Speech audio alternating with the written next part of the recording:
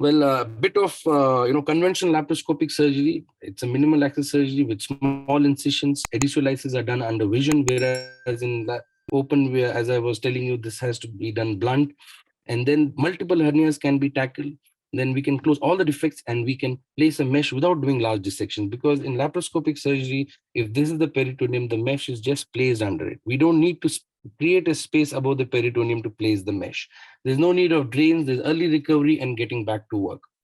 Well, I just wanted to show you this slide to make you feel, understand better about laparoscopic surgery. Here you can see that, we have put only three ports, what we call, or we made only three holes. One would be the camera port and two would be the working ports.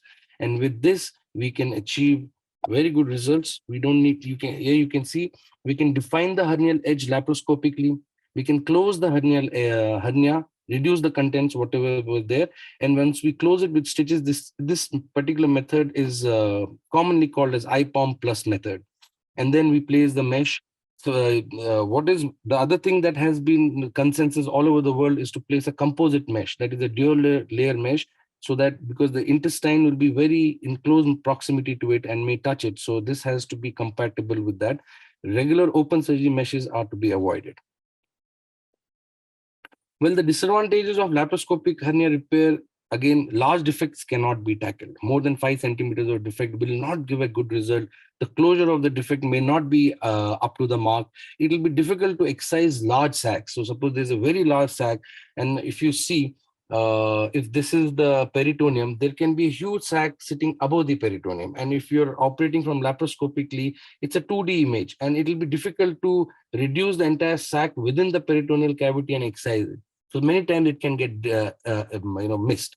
And then necrosed skin, if patient presents with necrosed skin of the umbilicus, that has to be dealt separately. If there are small bowels stuck inside the hernia, sometimes it becomes difficult to remove them with the regular laparoscopic instruments. So these are some challenges with a lot of laparoscopic surgeons fail, and then they decide to do an entirely open surgery. So the choice is either to go for that big incision or to go for these small incisions, but in limited patients. So however, we have come up with these hybrid techniques which are now being used all over the world. I would not say that we are the only people doing it, but we have our own techniques and methods that we do these surgeries with. So basically it involves the steps of both open and laparoscopic surgery. These techniques are also called as laparoscopic ventral hernia hybrid technique mesh repair. Well, techniques change according to the patient. There's no creation of pre-peritoneal space. As I was talking about in open surgery, we don't have to create a pre-peritoneal space and give that much of mobility to the patient. Intraperitoneal laparoscopic mesh is placed in all the patients. Big meshes can be fixed easily, ranging from 15 to 15 centimeters to up to 20 into 20 or even 30 centimeters mesh can be placed, because we don't have to create a plane. We just push them, reduce the hernia, close the defect, and we push the mesh from inside and we place it over the peritoneum and fix them up. And what is more important is whatever the size of hernia is, if it's 5 centimeters, 6 centimeters, the mesh has to overlap beyond the diameter of that by 4 to 5 centimeters. Well, there are three hybrid techniques that we routinely use in our clinical practice. So one is a laparoscopic ediciolysis, followed with open sac excision with closure of the defect and a laparoscopic mesh placement. The second technique is again laparoscopic ediciolysis, omphalectomy, that is removal of the umbilicus with closure of defect and laparoscopic mesh placement. And the third technique that we have found very helpful in our practice is open ediciolysis, sac excision with closure of defect and laparoscopic mesh placement.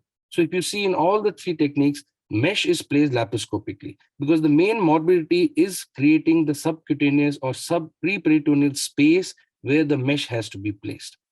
Well, I will just go through these techniques very briefly, so that you could understand what I'm talking about.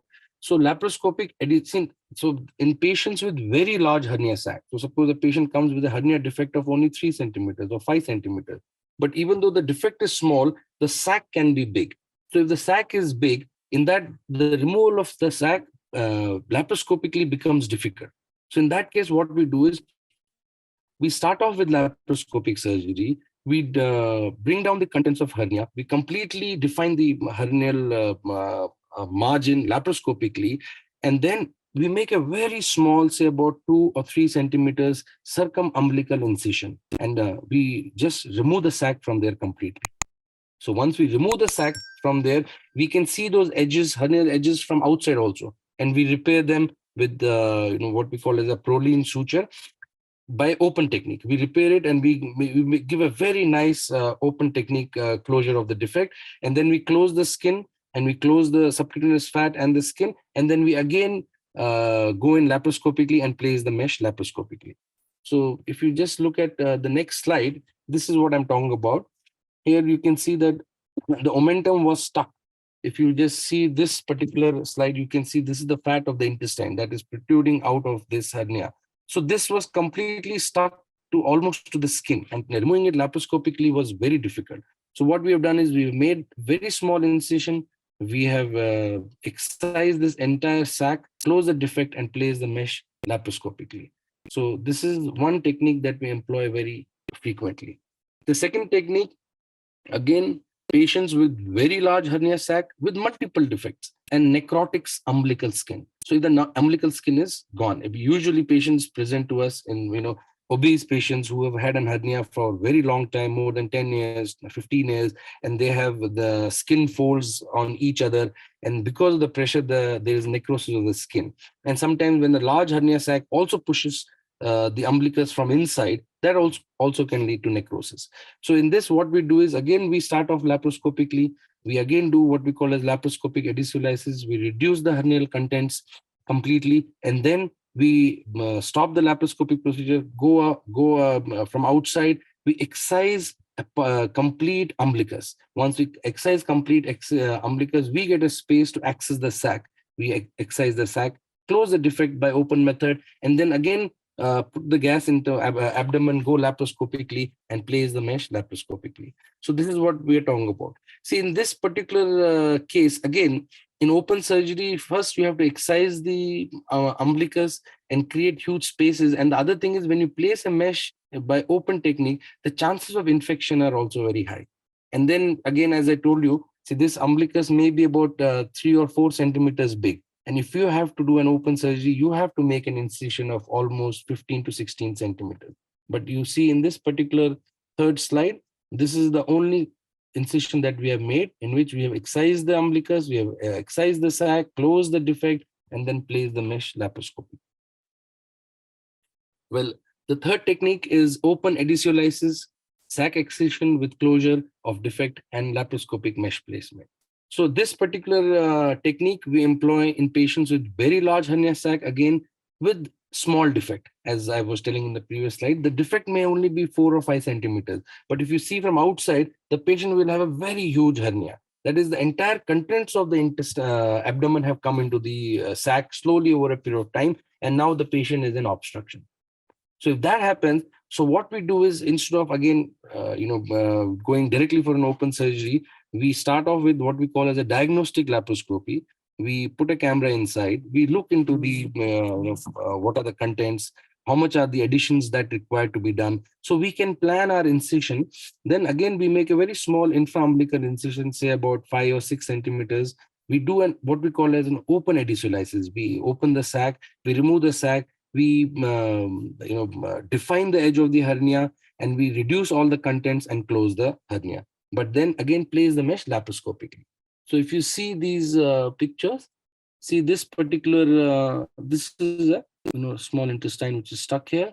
And you can see this is again a case of incisional hernia, recurrent incisional hernia.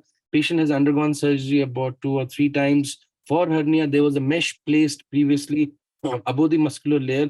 But then again, see, this is the kind of multiple Swiss cheese hernias. You can see this is a sac, this is one more sac, and this is a third sac. All these 3 sacs, different loops of bowel are there in different sacs. So if we go by conventional laparoscopic surgery, it becomes difficult to reduce these contents. And in process, there is a very high chance of damaging the intestines. And if that happens, it is a nightmare for any surgeon and for the patient himself. So then what we do is we excise all the sac, we reduce all the contents, and if you see, we just place the mesh laparoscopy. So this is the third technique that we do on a regular basis to help our patients. Well, yeah, ventral hernias are increasingly managed with minimal invasive laparoscopic surgery all over the world. And there is a strong group of surgeons that are coming up with combining steps of open and laparoscopic techniques to achieve good hernia repair with minimal access and less morbidity. The closure of defects, removal of sac, and necrotic skin may be done by open approach. So these are the good things in an open approach, but the mesh is placed laparoscopically. Studies suggest that hybrid technique is safe in recurrent difficult incisional hernias, obese patients with difficult incisional hernias, multiple defects, irreducible hernias with necrotic skin, lateral incisional hernias, and parastomal hernias. Well, these are some of the studies that you can see. We have published a study in 2020 in Journal of Minimal Access Surgery. It's a study of about 100 cases, 75 cases.